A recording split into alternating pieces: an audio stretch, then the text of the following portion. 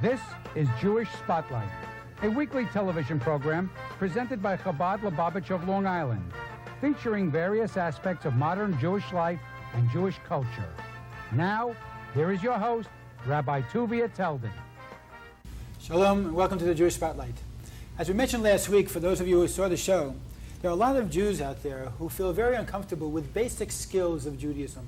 For whatever reason, they weren't given the background, the education, or the exposure to be able to know how do you do certain things. In other words, how do you Jew? So the question is the Jewish Spotlight going to teach us a little bit about the basics of Judaism? And the answer, of course, is yes. For the second week in a row, we have Rabbi Zalman Goldstein with us to be able to show us a little bit about how do you do some of the basic things that we all know about, we've all heard about, we've maybe seen, but we feel uncomfortable because, of course, we don't know securely that we're doing the right thing. So here we're going to hear from the horse's mouth exactly what the right thing is. So it's a pleasure to introduce again Rabbi Zalman Goldstein, who's the director of the Jewish Learning Group, who's with us today in order to show us a little bit more about Jewish skills. Rabbi Goldstein, it's a pleasure to have you with us again. Thank you. Same here. All right, now let's get right to work. Last time we had you, we talked about basic skills of Judaism in the synagogue. We talked about all the different things in the synagogue. If anybody's interested in seeing that show, just give us a call. We'll be happy to share it with them. Now we want to get to the Sabbath, because of course the Sabbath is really the center of the Jewish week, as far as a time of celebration, a time of introspection, a time of uniting with our family, with God, with our community.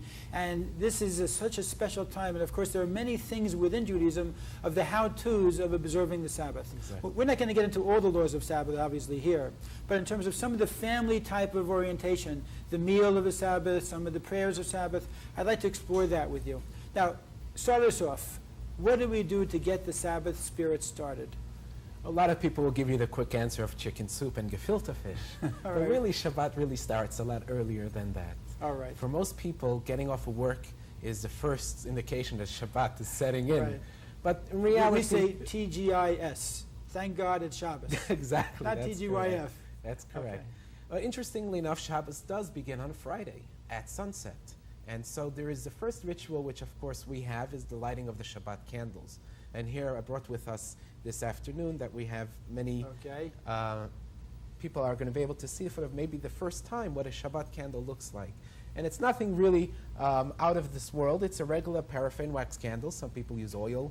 Other people use different candles for lighting a candle. But there is, of course, the candelabrum. And there are two, I don't know if you could see it, but there are two baby candlesticks. And that's used for the lighting as well. And you would ask, why is there big mommy and tati type of sticks, and then you have these small baby ones? Well, that's precisely the answer. The baby candlesticks are for our children. Actually, children get to light the Shabbos candles as well. Little girls from the age of? Little girls from the age of 3 and up. Fine. Or as a matter of fact, I was even told that little girls, as early as they're able to safely hold a matchstick, are able to light the Shabbat candles. Okay. And so we have under that. their mother's supervision, of course. Of course, of course. They don't play with fire is a real famous adage. But here we have the Shabbat candles, which usher in the Shabbat. And one of the main reasons is that just like Shabbat is a time of spiritual light, we usher that in by lighting material light in this world, which not only beautifies the Shabbat table, but also signifies the warmth, which fire is warm, and the brightness of Shabbat that it brings, which the fire in itself is bright. And that's how we usher in the Shabbat. Okay. Lighting These candles at sunset, not later. A lot of people mistaken. Well, 1 second. That's important. Really before sunset. Well, that's great. 18 minutes before 18 minutes sunset. before sunset. Now, what happens if a person finds that they're not able to do it before sunset? Oh, either you have a little James Bond kit in your taxi on the way home, or you shouldn't light them at all. A lot of people mistakenly better think... not to light it. Yeah, mistakenly think, let me light it quickly when I get home. At least it's on. No. It's really, if you want to fulfill it properly, remember one of the things that one is prohibited on Shabbat is kindling fire. It's an act of creation, and God rested on the Shabbat. And so we don't kindle fire from the moment sunset has actually begun. I was told that between the 18 minutes and sunset, since it's a very gray area as to exactly when sunset hits, one should refrain. But if one hits the 18 minutes until sunset, if he's on the 18th or 19th minute, we go into polemics about that, but you're able to light Okay, then. now But what if too you're much after that. a single man, because usually, of course, the lighting of the candle is related to the women of the house. A single man, or let's say a husband where the wife is away, should he light also? Excellent question, and yes. The answer is yes. Okay. Any person who lives in the house which Shabbos will be celebrated will light a candle. And many people, of course, have the custom also that not only the woman, the mother lights for the husband and wife, but lights also for all of the children in addition to their own candles. Yeah. So let's say if you have 3 children, you would light 5 candles altogether. Exactly. Which is, the idea of part of the purpose of the Jew individually and the Jewish people as a whole is to bring more light into the world. Exactly. So thank God we can afford candles. Not like in Europe 200 years ago where finding wax candles was a very big expense and very difficult. So we bring more light into the world. Exactly. In our house, actually, it looked like a little bonfire going on the table. We had 10 children. Our parents had 10 of us. And okay. we had a large candelabrum. But an interesting... 10 children? You have no gray hair? No. I'm one of 10 children. Oh, yeah. One of 10 It reminds me, my brother once sent his first gray hair to my mother. Ma, here, I also have gray hair. And she wrote him back and said, my dear Shalom Ber, it's not the first one you've given us, but thank you anyhow. At any rate, just an interesting mystical note about the candles. Just like I mentioned, they are united with our children. As many children as we have, we light the candles for them. Well, the same thing a child is supposed to be, someone who brings light into the world. And this is represented so aptly by the candle that we light and signifies this light that the child's going to bring into the world. Okay, fine. Now, we go from the candles. The men and women who want to go to the synagogue, they come home. There are special services, of course, in the synagogue for the Sabbath, special prayers specifically for that, welcoming the Shabbos, special songs for the Shabbos. It's a beautiful service, of course, very, very special. But that we'll save for another show. Let's get back to the house because, of course, this is where really Judaism is, in the house. That's How do you create that spirit of Shabbos in the house? Once those candles are lit, what's the next step? The next step would be, of course, as you say, once probably the men and boys go out to shul, whereas the and mothers... the women also. Many times the This is women Long do, Island. but... Yeah, okay, that's correct. When you do return from shul, you would want to have the table already set up. It's very awkward and difficult, perhaps, to maintain the spirit of Shabbat. If you come home, go straight to the kitchen and setting up the utensils and setting up the various fish and whatever it's going to be, a menu that you're going to have on your table. That's a great so you want to have to the house and the table is set. It's there. It's ready for you to eat. It's ready to sit down. You feel like a king. Absolutely, and that's exactly how we're supposed to feel. Shabbat makes us all kings. And what is a king doesn't work, and neither do we in Shabbat. It's one of the aspects of it. And so when we come in from the shul, the very first thing we do, we would think, is to sit down and eat. But no, we don't do that. We want to transform this regular evening meal into a spiritual experience. How are we going to make it a spiritual experience? Okay. So the rabbis instituted certain spiritual functions that we do, namely the making of the kiddush. And that's, I would say a precise translation of that would be literally holy. We're holifying, if you could use such a word, the entire meal. Sanctifying, thank you, the entire meal. And that is done with this over here. This is called a becher, which is a cup. And this is a regular goblet, but it is used as a sacramental beverage, for the sacramental beverage that we're going to use, which is the wine.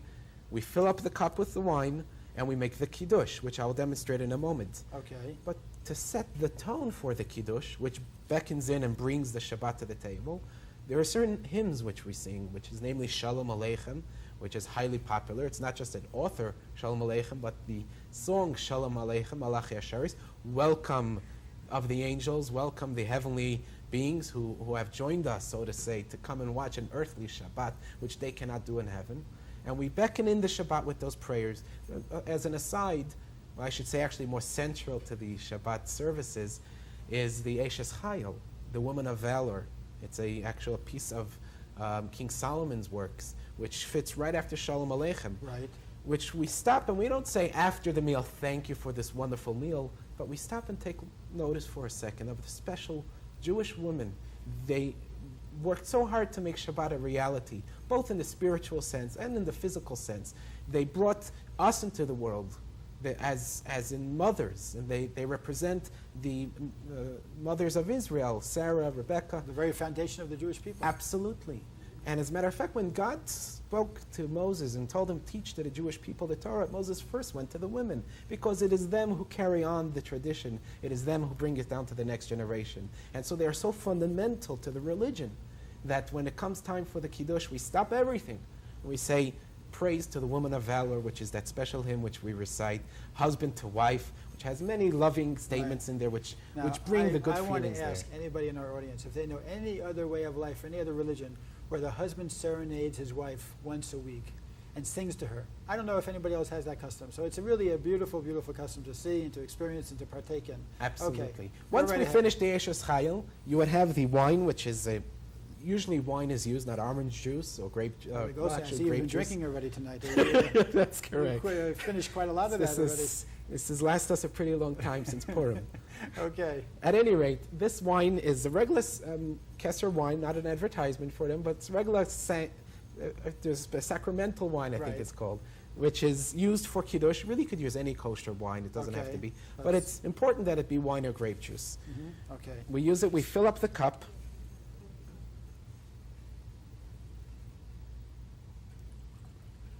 Can we check with Cablevision, see if you're allowed to drink on the job over here? That's a great question.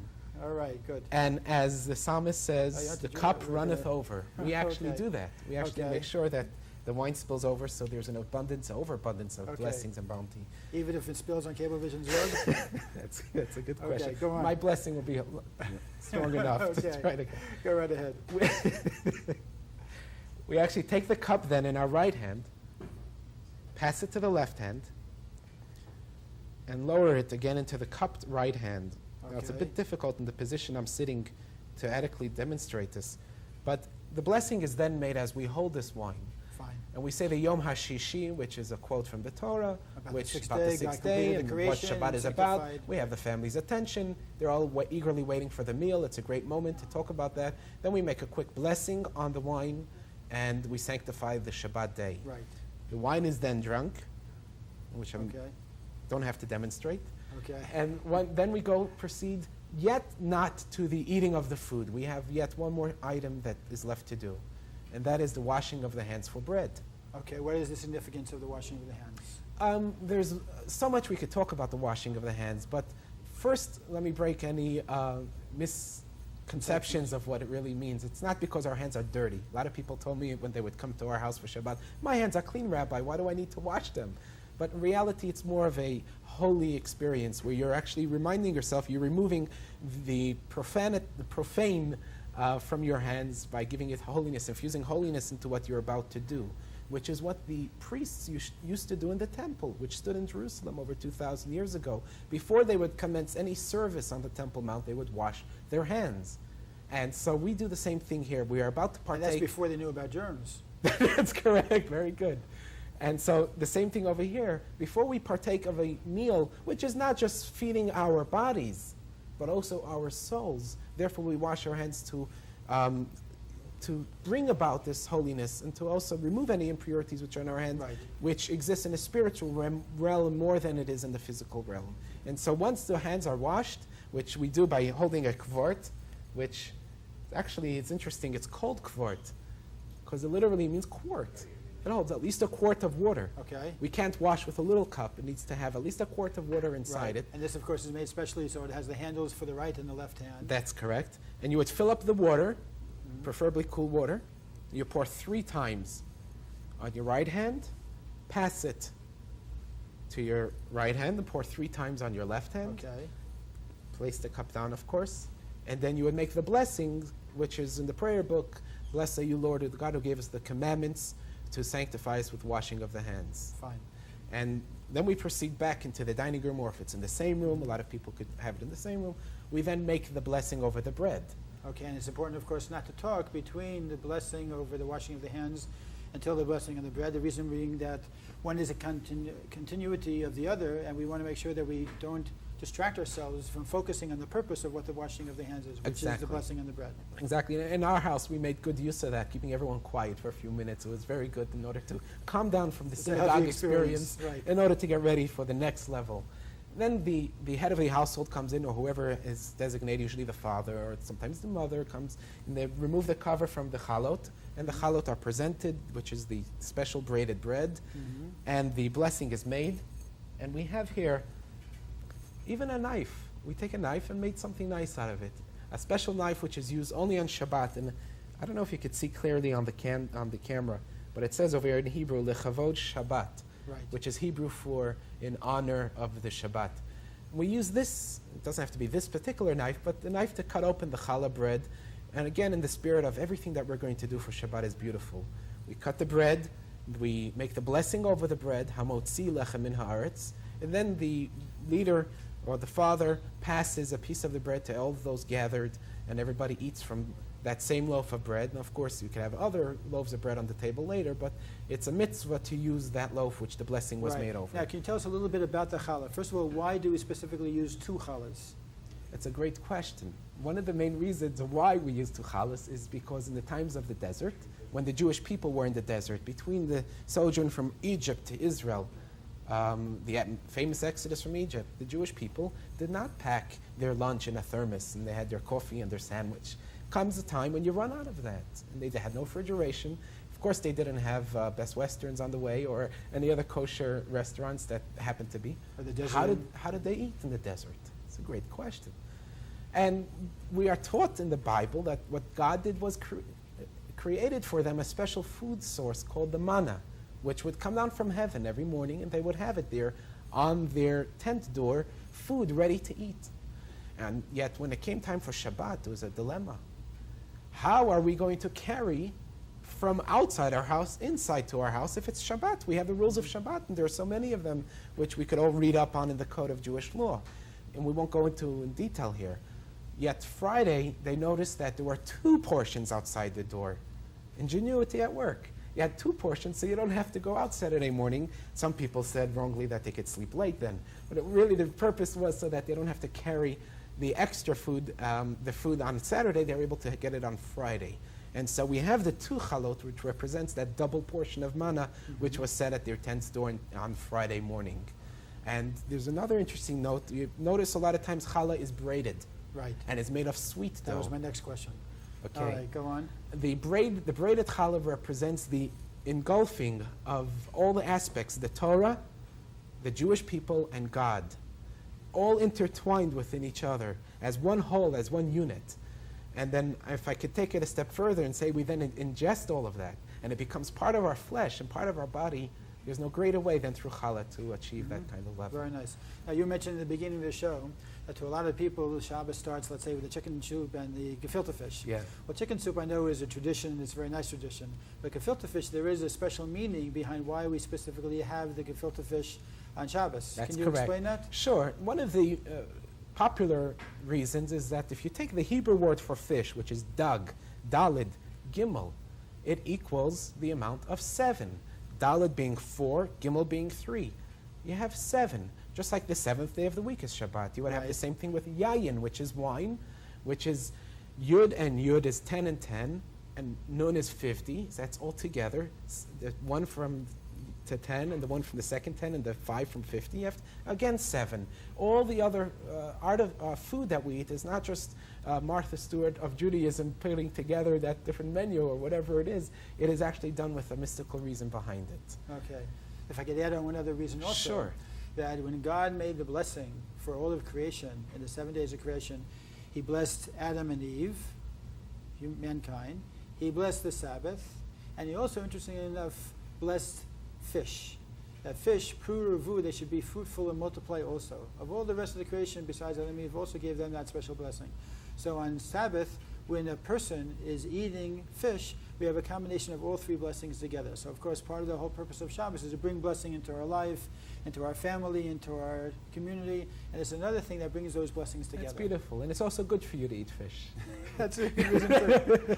Okay, now let's go on with the meal also. We're continuing. There's a next step which you would do in the meal, and that's usually something which a lot of people have a hard time with, and that is singing the different songs, knowing what goes on within the meal. And for that, I brought with me the book that we just put out from the Jewish Learning Group, which is called The Complete Shabbat Table Companion. Wonderful. Inside this book, aside from giving you an overview of Shabbat, and aside from showing you the various steps you need to do, also has what do you do after the eating of the bread and the fish and the soup and the various other meals, which, by the way, do not have any particular rituals involved. You just go about eating the meal and enjoying it.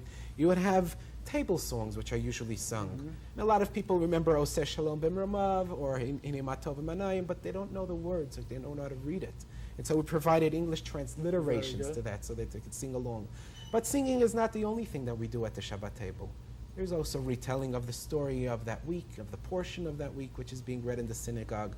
There's discussion not about sports or about the latest laptop computer or about the coolest website, but more talk about connecting with the family, how the past week worked, how the past week passed. Now, you're bringing up a very important point because, of course, this is really, in certain ways, the soul of the Sabbath, not necessarily just going through the many different traditions, which are very important, which all, of course, build up to this crescendo of trying to create this feeling that people are able to leave behind them all of the outer garments that they carry with them, the many labels that we have, the many hats that we wear, and just connect as themselves. That's just right. to really connect between you and God, and your family, your children, and really, it's such a unique experience, believe it or not, for so many families to be able to do that, because unfortunately, so many families are drawn in so many different directions, they've forgotten almost how to be able to do that. So something like this, when you create that type of aura in the home, and you transform the kitchen or the dining room, and you make that special event where you can sit for 3, 4, 5 hours, not answering the telephone, not looking at the television, with the radio off, no newspapers or magazines in the way, and just focus on each other. It's a beautiful, beautiful, unique experience, which I can't tell you how many of our own congregants and people who I meet all over tell me that they've been able to draw such inspiration and such meaning in their life because of it. And that's, of course, one of the most beautiful things about the Shabbos experience. You remind me of a very interesting story, which I'll briefly mention. There was a rabbi who was approached in Israel by a person who was just beginning to observe the Shabbat. And he says to him, "Rabbi, there are so many things I can't do on Shabbat, and I feel so restrained. I cannot use my fax machine, I cannot check my email, I cannot use my cell phone, I cannot use the lights in the room and my surround sound movie theater. Rabbi, this is so encumbered, it ties me up." The rabbi said, "Who said you can't use any of that stuff?" "What do you mean, Rabbi?" He says, "No, it says nowhere." He says, "When it says do not kindle fire, do not..." He says, "You read it wrong, my dear son." The rabbi says, "On Shabbat you are permitted not to answer your cell phone. On Shabbat you're permitted not to read your email. On Shabbat you're permitted not to use your surround sound theater to watch a football game." In other words, not so much as a restriction, but as a release. Yes. That we are able to get involved with our family, connect with what's important without the encroachment of the modern technology, so to say, that has taken so much away from our family time, if you look at it from a family nuclear point of view. Okay. Now, let's get to the end of the meal. What are we up to? Okay, Once we just finished the dessert. Right. I think we should run down the menu quickly for those who don't know what usually is served at a Shabbat table. And you have the gefilte fish, which is a fried fish or stewed fish, which usually is served with the carrots and various other vegetables. You would also have a chicken soup, which is the mother of all penicillins, as it said. Various reasons for that. We also have chicken, which is the main course, and your dessert. Once we finish the dessert... Now, one second.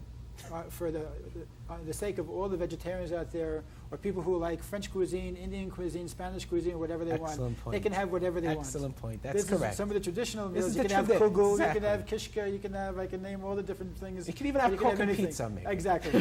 Whatever you want. We've reached the You end can of have the a meal. vegan Shabbos, a macrobiotic Shabbos, whatever it is. We've reached the end of the meal, and now we have the closing of the Shabbat table. We don't just all walk away and politely pick up our plates and bring it to the kitchen and show our appreciation by cleaning the table as well.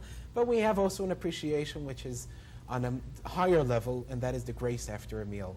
And once again, we have it in the Shabbos Table Companion, is a special prayer section in the back, which goes through every single word of the grace after a meal and tells us how to perform this grace after a meal. It's about a 5-minute ordeal, or I should say... I wouldn't call it ordeal. It's a 5-minute blessing that we say to give thanks to God for giving us this bountiful meal that we just enjoyed with such great delicacy. Right. And then we proceed off to clear the table and, of course, get ready for bed and enjoy the next or day learn Shabbat. Torah or learn whatever it Torah. might be. And then, of Depends course, how in the late morning, the Shabbat came in. We can wake up all inspired, filled with all the Shabbos food, ready to go off to synagogue again in order to pray and thank God again. And of course, it's a little bit of a longer service, which includes a longer reading of the Torah. That's right. Now, a lot of people like to walk to shul because it works off the extra calories that they were got That's the a night good before. idea. And then, of course, we come home, and then there's another Kiddush that we make at that point as well. That's correct. The afternoon Kiddush, which is also in your companion. Same exact thing. Now, tell me, just in a minute, can you tell us a little bit about the Jewish Learning Group? What exactly do you do, and what is the group itself? Well, we try very hard to bring the complicated mitzvos that one has to do in their home and in the synagogue to a very simple, distilled manner, so that anybody off the street who says, I'm ready to start keeping one mitzvah, show me how to do it.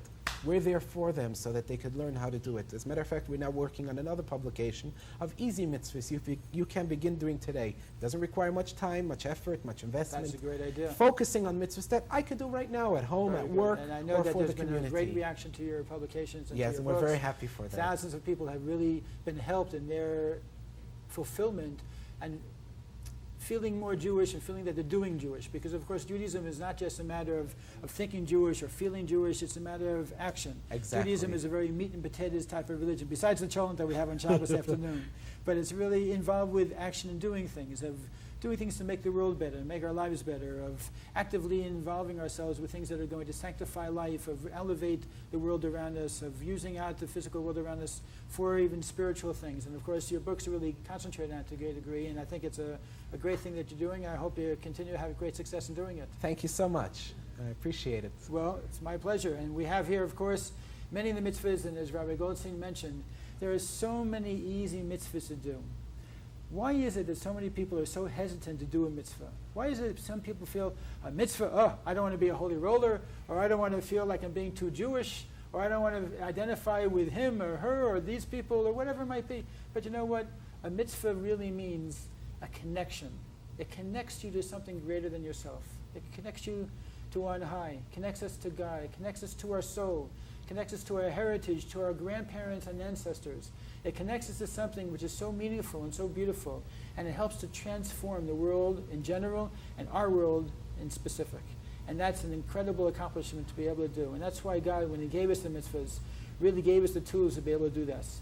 So in order to find out more information, I want to ask you to give us your phone number, and I understand you have a website also. So Sure. anybody who wants to find out more about mitzvahs can easily look you up. Yeah, well, we actually have a few names which make it easier to find. One of them is learnjudaism.com, Yeah. and another is jewishlearninggroup.com as one long name. And that Okay. enables you to actually see our products, to order online, and to just All right, browse great. around and have And a that great makes it time. simple. If anybody wants to ask you personally any You're questions, free to call they can call you anytime. anytime. I'll give you the Okay. number. It's 888-56-LEARN. Okay, great. 56, by the way, is the numerical value of Nun Vav, which is new. New, learn. Okay. All right. Thank you very much, Rabbi Goldstein. It's You're been a very pleasure. welcome. And I just want to hope that everybody out there will have a wonderful week and do something good to make your life, make your community, make everything around you better and brighter. Bring some more light into the world like we have over here. Light your Shabbos candles 18 minutes before the Sabbath, and do something meaningful to be able to help somebody this week with a mitzvah, because I never saw anybody regret doing a mitzvah. Good night and shalom.